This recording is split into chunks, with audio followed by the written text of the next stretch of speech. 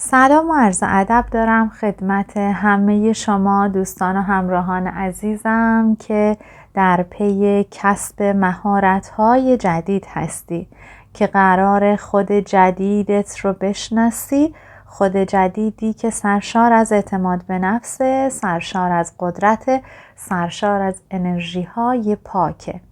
وقتی من و تو شروع کنیم به پاکسازی، این پاکسازی همه ابعاد وجودی ما رو بهبود میبخشه. خیلی خوشحالم که تصمیم گرفتی با خود قدرتمندت روبرو بشی. اینکه اینجا هستی یعنی دلت میخواد از دل تمام سختی ها، از دل تمام آتش ها بیای بیرون و اون ققنوسی که هزار پر داره قدرتش رو به رخ جهان میکشه از دل این خاکستر بیرون بکشی. میدونم همه ماها سختی های زیادی رو پشت سر گذاشتیم. اتفاقات کوچیک و بزرگی که من و تو رو شاید خورد کرده، حرفها و انسانهایی که من و تو رو خورد کردن و باعث شدن من و تو باور کنیم که قابلیت‌های محدودی داریم. این محدودیت‌ها رو به ما القا کردن باشه، ولی باور کردن اینها و اجازه دادن زندگی این باورهای مخرب در من و تو دیگه تقصیر من و توه. یک انسان با حرفش، با یک عمل ناخوشایندش یک بار به قلب من و تو خنجر زده. قبول دارم، میدونم بعضی آدم ها خیلی سختن، خیلی سنگینن، خیلی منفیان، حرفای بد میزنن، دل میشکنن، حالتو بد میکنن، باعث میشن احساست نسبت به خودت عوض بشه. اما این تو هستی که بهشون اجازه میدی وارد حریم انرژیایی تو بشن. اگه تو تمام تلاشت رو بکنی که خودت رو قدرتمند کنی با تکنیک‌های فوق‌العاده‌ای که در جهان اطرافت وجود داره و تو به سادگی با یک آموزش درست و اصولی میتونی خودت رو مجهز کنی به این تکنیک‌ها، جلوگیری کنی از وجود و نفوذ انسان‌های منفی به زندگیت. باشه در این مسیر تو زخم خوردی، تو پایین اومدی، هر چقدر نردبونا رو بالا رفتی، دونه دونه پله ها رو بالا رفتی، یک آدم اومد انرژیت رو ازت گرفت، اومد اعتماد به نفس تو ازت گرفت، گفت بابا تو نمیتونی، خیلی این راه رو رفتن نتونستن و دقیقا همونجا سرد شدی، همونجا استوب کردی، همونجا برگشتی عقب و ادامه ندادی. درسته اون کسی که ادامه نداد تو بودی. شاید یه عامل خارجی اومد و یه وزنه سنگین گذاشت رو دوشت، روی همه خستگی‌هات و اجازه نداد دیگه رمق بلند شدن داشته باشی. اون آدمه یه بار به تو ضربه زد، ولی تو هر باری که بهش فکر کردی و نفرت داشتی و احساس ناخوشایند داشتی به اون اتفاق، به اون آدم و به اون انرژی منفی قدرت چندین و چند باره دادی. امروز اینجا کنارت هستم که بگم این تویی که میتونی تصمیم بگیری همین الان و با خودت روبرو بشی، با خود واقعیت، با خود قدرتمندت. از امروز به بعد دلت میخواد چه اتفاقی در دنیای تو رقم بخوره، اون اتفاق رو تو میتونی درست و اصولی بنا کنی. تو باید بنویسی اون چیزی رو که میخوای و از دست هر آنچه که نمیخوای رها بشی. چطور میتونم از دست اون چیزایی که نمیخوام رها بشم؟ یکی از راههای سادهش اینه که اون چیزایی رو که نمیخوای روی کاغذ بیاری. همه اون آدمای بد، اون اتفاقای بد، اون لحظه های ناخوشایند رو بنویس. تمام احساس بدت رو خالی کن روی اون دفتر. همه حرفایی که دلت میخواد گفته بشه یادداشت کن و اون کاغذ رو پاره کن از دفترت، مچاله کن و بسوزون. و اون کاغذ رو مچاله کن و با تمام قدرتت پرت کن به سمت یک آب روان. بذار آب روان ببرتش. وقتی سوخت یا از تو دور شد احساس سبکی میکنی. احساس میکنی که اون اتفاق از جهان تو خارج شده و حالا تو یه مقداری سبکتر شدی.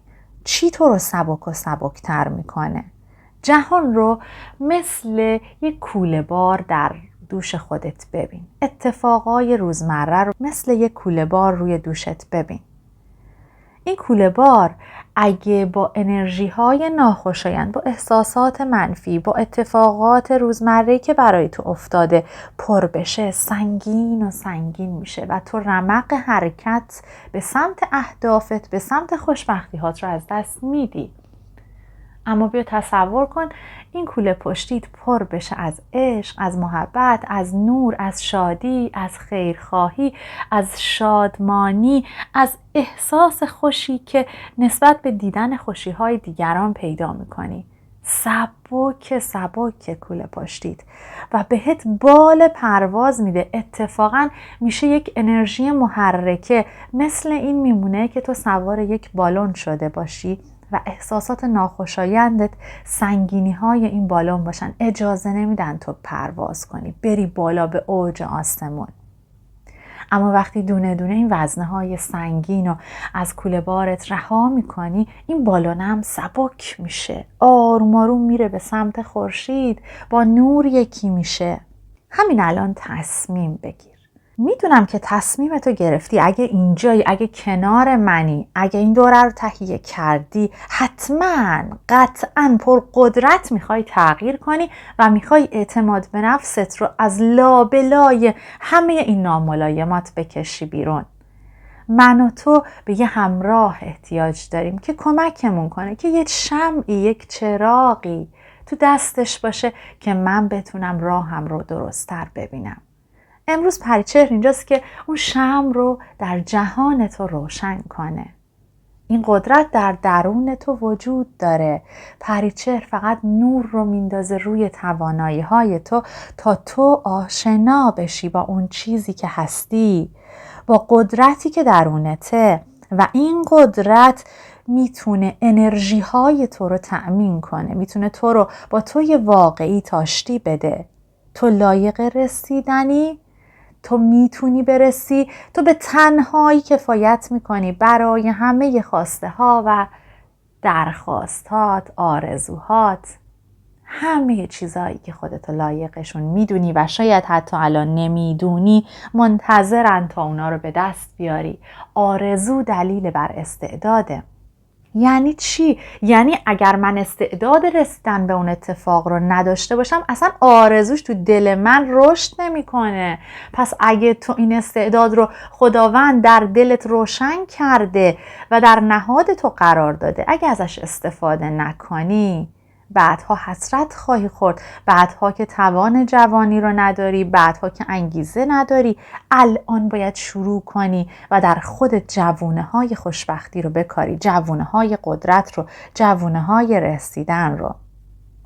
من اینجا هستم که راه رو برات آروم، روشن و روشن‌تر کنم. دلم میخواد بالونت انقدر سبک بشه که اوج آسمون ها رو ببینی، که گرمای خورشید رو روی صورتت حس کنی، که گونه‌هات بسوزه از خوشبختی، که بعد بری حالا دنبال ضد آفتاب بگردی که یه ذره این خوشبختی رو کمش کنی. آره، به خدا به همین راحتیه، به نام بلند خداوند، که خداوند به یک اندازه قدرت خوشبختی در نهاد من و تو قرار داده. میدونم که اینجایی تا این خوشبختی رو با تمام جانت به آغوش بکشی و من با تمام قدرتم کمکت میکنم. دوستان عزیز من، یکی از علل محکم نرسیدن‌های ما در کمبود اعتماد به نفس‌های ما این هستش که من و تو گاهن خودمون جلوی قدرت‌های خودمون رو میگیریم. چرا؟ چون خودمون رو لایق چیزهای بزرگ و ارزشمند نمیدونیم. میگیم این چیز خوبه، مثلا من و تویی که مادر و پدریم، میگیم این گل سرسبد خونه رو بدم به فرزندم. من و تو یک موقع‌هایی به خاطر از خودگذشتگی‌های بیش از حد در قبال خانواده، در قبال پدر و مادرمون، در قبال فرزند و همسرمون خودمون رو نادیده میگیریم و هی کوچیک و کوچیکتر میشیم.